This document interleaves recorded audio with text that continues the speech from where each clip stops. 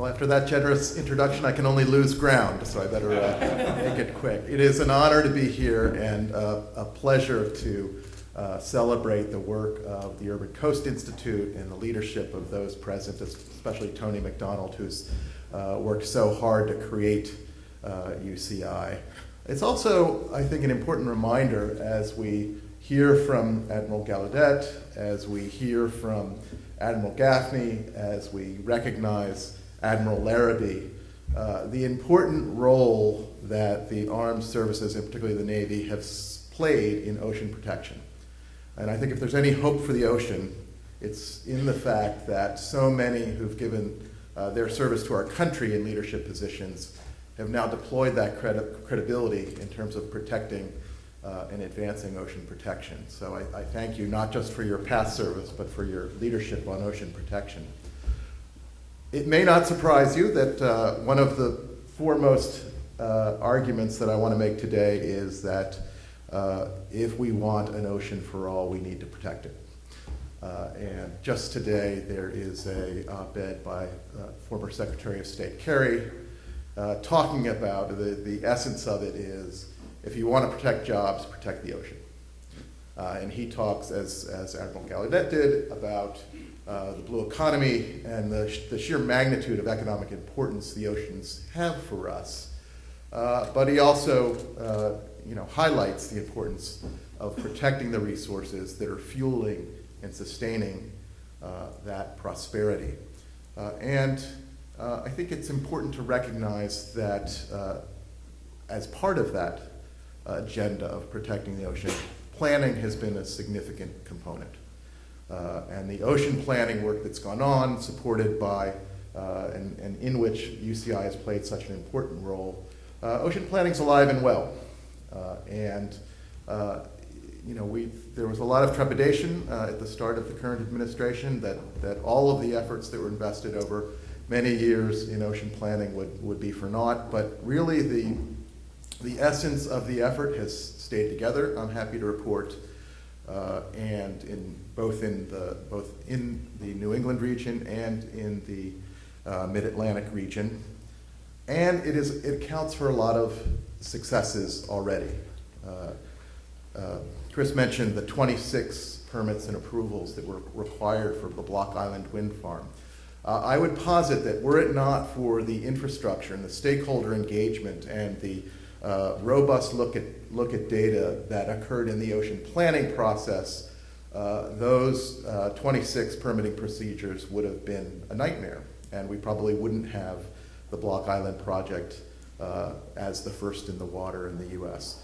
But because of that engagement, because of that ocean planning infrastructure, there weren't lawsuits, there weren't challenges, and protection of essential species was part of the plan, including an agreement with my organization, the Conservation Law Foundation, among others, on how to construct those turbines and have appropriate protections for the North Atlantic right whale, one of the most endangered species on the planet, with roughly 400 whales still living and many threats to their existence. We've had similar wins in terms of ocean planning, in terms of the siting of aquaculture facilities, particularly shellfish aquaculture facilities, and more recently a major agreement with Vineyard Wind, among others, on, again, how they can go to this next level of scale in terms of offshore wind and still protect marine mammals, and particularly the North Atlantic right whale.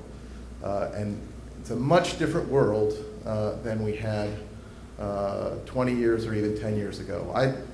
I have heard about and been told about and listened to advocates of offshore wind for roughly 20 years.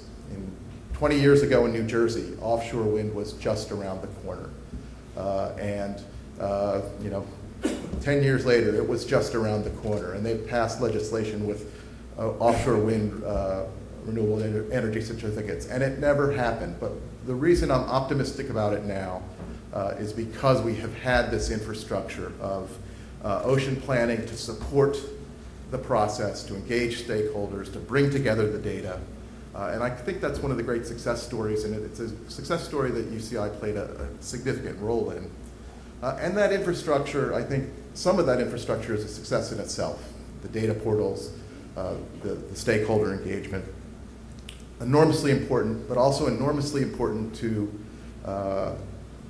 efforts like the offshore wind effort, where you have complex permitting procedures, any one of which could delay a project indefinitely, and navigating those procedures has been made much easier, and site selection has been much more rational as a result of the work that's been done on ocean planning. But that does not mean we all is well in the world of ocean planning. And probably the most challenging aspect is how we move from planning to actual protection. The International Union for the Conservation of Nature has posited that we should be protecting roughly 30% of the ocean in order to protect ocean health, protect ocean resources, give the species we depend on economically the protected areas so they can remain resilient in the face of climate change.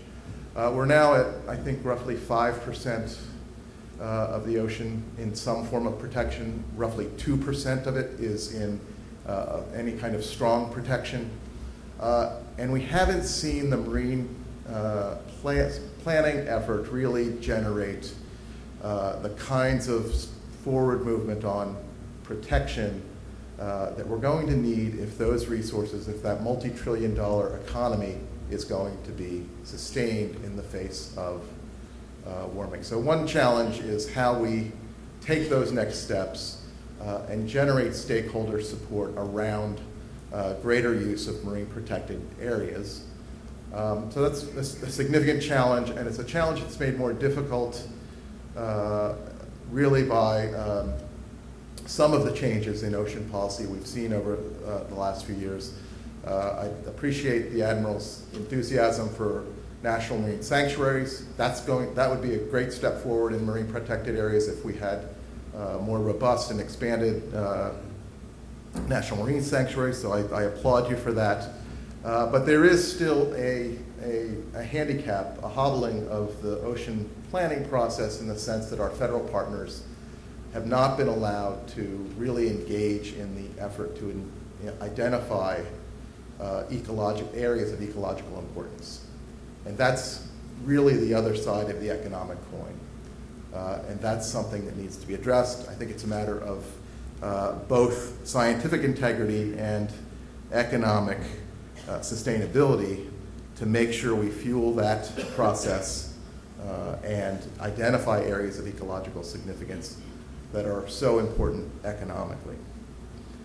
There are other challenges as well. As we see the oceans warm, there are huge management challenges just from the warming itself.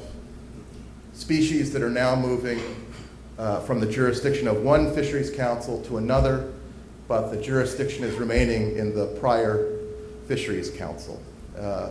Areas where we really need to adapt our regulatory system in order to address the fact that species are moving, migratory patterns are changing. We've seen this directly in the effort to preserve and protect and restore the North Atlantic right whale, where the changes in shipping lanes that were initially protecting and reducing ship strikes of North Atlantic right whales need to be changed again because of changes in migratory patterns that have resulted as a result of warming ocean waters. And we need to be as dynamic in our other regulatory programs as we've seen some of the shipping industry be in terms of dynamic management, changing routing of ships as the paths of the North Atlantic right whale and other protected species change. We need to bring that more generally to our regulatory system. And finally, we need to remember that what happens on land and what happens in the oceans are completely interrelated. Admiral Gaffney asked you to set aside for a moment the issue of climate change. I'd ask you just set it aside just for that moment, because climate is, and addressing the climate crisis is integral to our ocean health. It's not just important and critical for ocean health, given warming, given movement of species, given acidification. It is also the driver, as you saw, of an entire new industry, entire new sets of industries in terms of offshore wind and renewable energy. And so those policies need to be front and center. If you're an ocean advocate, you need to be a climate advocate as well. And you need to recognize those other aspects of policy that are integrally involved in climate and in ocean health. Most of us who are concerned with marine health, and particularly marine mammals, are sickened on a regular basis when we read about the amount of plastics that are discovered in the stomachs of marine mammals when necropsies are done. But there's another dimension to that. In addition to the plastic in the species, there's plastic increasingly in the human food chain. And the plastics industry itself is a major contributor to climate change. And so if you think about the plastics industry as a country, it would be the fourth largest emitter of greenhouse gases. So when you see those horrific tales of plastics in the ocean, it's not just a tale of the litter and the ingestion of the plastics, it's also a direct link to climate. So as you engage in public policy debates about plastic bag bans and the like, you have to connect that to our collective interest in protecting the ocean. Those policies are enormously important. They need to be pursued at all levels because we are not going to protect our ocean resources unless we strengthen not just the ocean planning, not just the effort to translate ocean planning into ocean protection, but if we take on in serious ways the climate threat and the related plastics threat. So with that, I'll turn it over to my next speaker.